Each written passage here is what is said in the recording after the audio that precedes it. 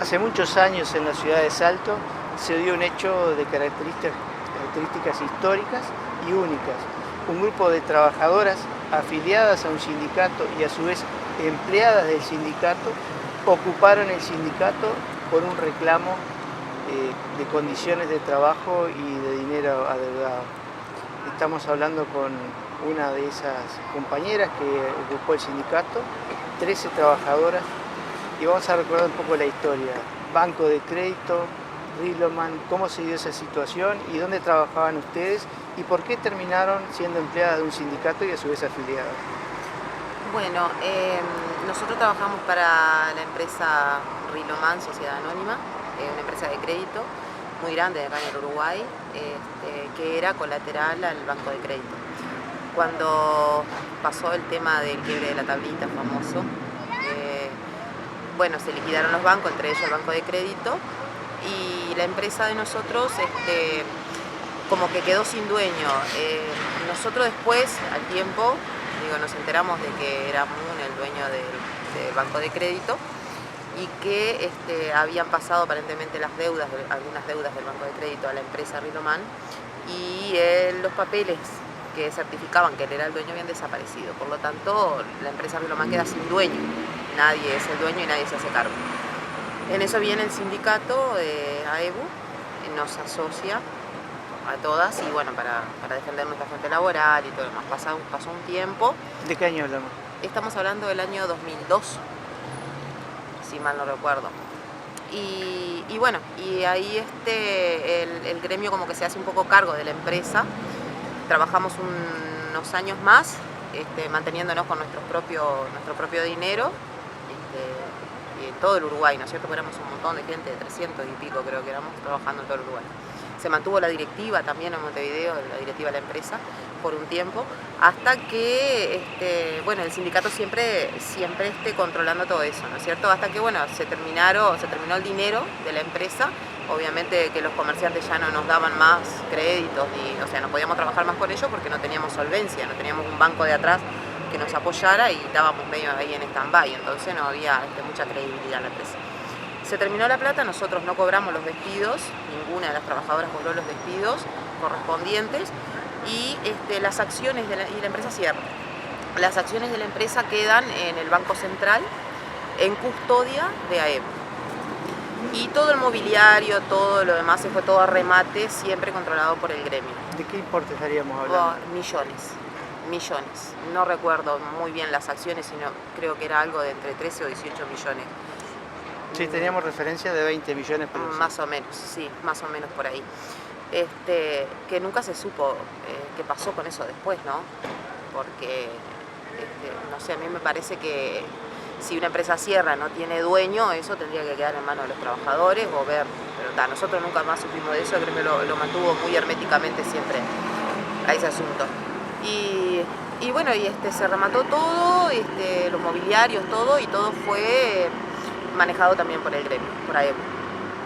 Y bueno, y nosotros al cabo de un tiempo tuvimos, creo que 4 años, 3 años y medio, 4 años, subsidiados, que lo que el gremio conseguía para nosotros era la extensión del seguro de paro nuestro. Y con ese tiempo, claro, nos mantuvimos quietas, nos mantuvieron quietas, tranquilas un poco. ¿Pero cuántos años duró ese seguro de paro? Y más o menos 4 años. Es algo excepcional, ¿no? Sí. Creo que eso se daba por vínculos políticos. Sí, exactamente. Fueron arreglos entre el gremio y el gobierno. Cuando entró Tabaré también, fue que empezó a seguir con este seguro de paro, con el gremio empezó a conseguir que nos extendieran el seguro de paro y bueno. Pero no solo fue con Tabaré Vázquez, también hizo acuerdo con Valle. Sí, en una entrevista que le hacen a Valle en la televisión, él dice, acordamos un paro con AEBU, es decir, el paro patriótico, o aquel paro que de alguna manera fue todo lo previo al feriado bancario, el mismo expresidente Valle reconoció que fue un paro acordado con el sindicato. Sí, todo empezó en el periodo de Valle. Sí, pero en todo caso lo aseveramos desde el punto de vista del entrevistador. Tal vez ustedes no conocían ese hecho. No estoy muy al tanto de cómo había pasado ese tema del arreglo, ¿no? Del paro. Pero lo que sí te puedo decir fue lo que pasó después y todo ese tiempo que nosotros estuvimos con el gremio, manejando todo el dinero ese que había quedado y nosotros en un seguro cobrando 4.000 y pocos pesos, ¿cierto? Después ellos habían conseguido que le descontaban a los bancarios un monto, un porcentaje, que en acuerdo con los bancarios, ¿no es cierto? Ellos permitían eso en solidaridad para compensarnos el resto del sueldo a cada una de nosotros, porque teníamos compañeras que... Perdón, ¿puedo? Sí. Los 4.000, nosotros cobrábamos 1.700, completábamos los 4.000 pesos con la supuesta ayuda que le descontaban a los bancarios. Sí, fue resuelto en una asamblea general del sindicato AEBU. Sí, ahí va, eso exactamente, si yo los monto. Lo que sé es que, bueno, después teníamos compañeras que ganaban mucho más cuando estaban trabajando porque tenían 20 años de trabajo, o sea, y algunas eran encargadas, o sea, tenían un sueldo mayor. Después... Pero la pregunta es, ¿qué la llevaba a ustedes a mantener esa situación? O sea, ¿qué promesa había detrás para que ustedes se mantuvieran dentro de ese sistema por el cual recibieron una asistencia sin tener un empleo efectivo? Bueno, nosotros la esperanza era de un trabajo digno siempre, o sea, nos prometían que iban a haber inversores primeramente, que iban a venir y bueno, y los inversores vinieron, algunos, pero ninguno era del agrado de AEBU. Y después, bueno, que ellos nos iban a conseguir, después inclusive se había hablado de que podíamos entrar en el 3x1 también, o sea que alguna solución laboral para nosotras, para todas las trabajadoras de Relomán, iba a haber. Pero solución laboral hubo para los trabajadores de banco de crédito en ese régimen de que cada 3 trabajadores que salían de la banca pública entraba un trabajador del banco de crédito a la banca pública. Sí, hubo para ellos, pero como decían que nosotros no éramos colateral al banco, no entramos en esa solución. ¿Quiénes decían eso? El gobierno. El gobierno. El gobierno exactamente, decía que nosotros no éramos colateral. Ustedes conocen el efecto de ser o no colateral, porque hay otra parte de la historia que son los ahorristas del banco de crédito que cobraron parte de sus ahorros, pero que si se hubiera reconocido que Relomán era una colateral, todas esas acciones se hubieran tenido que liquidar para pagarle a los ahorristas. Sin embargo, ese dinero fue administrado por el sindicato y no se sabe el fin que tuvo. Exactamente, así fue.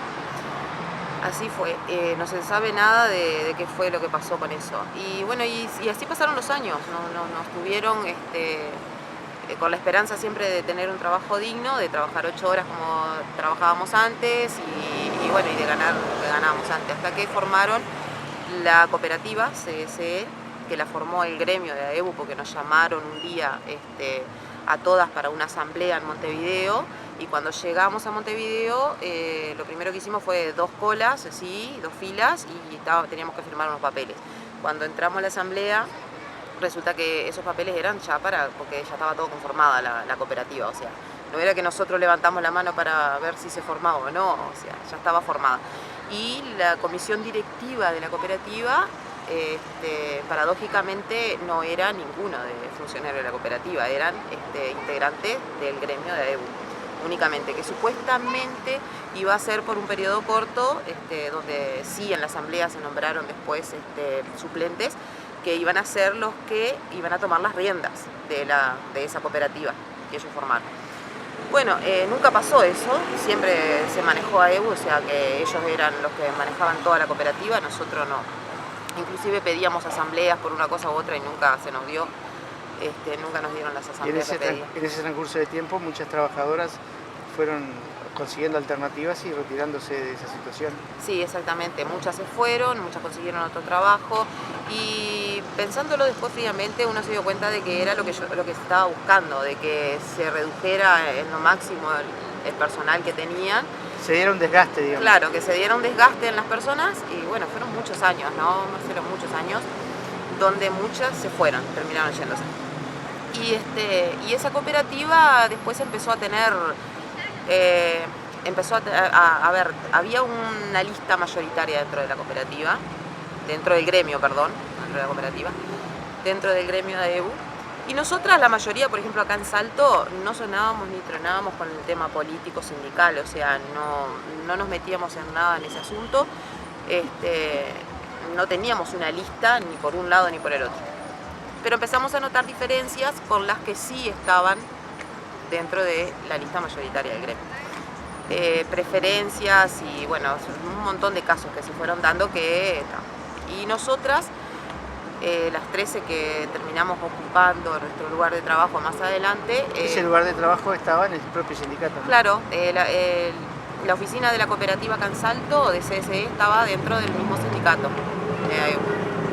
Y bueno, y se fueron dando un montón de circunstancias en las que nosotros nos llegó un momento que dijimos, bueno, no solamente mejoras dentro del trabajo, porque trabajábamos en condiciones espantosas, sino el trato con la gente del gremio también, con el presidente del gremio de acá, con la gente de la cooperativa Montevideo, con la gente de la directiva del gremio Montevideo. Había muchos roces entonces y no éramos escuchadas para nada. Entonces preguntábamos y queríamos saber a ver qué fin iba a llevar esto. La cooperativa estaba ya para cerrar. Decían que no había trabajo porque no se hacía nada, que no se sabía qué futuro iba a tener y nosotros obviamente queríamos tener una salida laboral después de tantos años de espera y íbamos a quedar sin nada.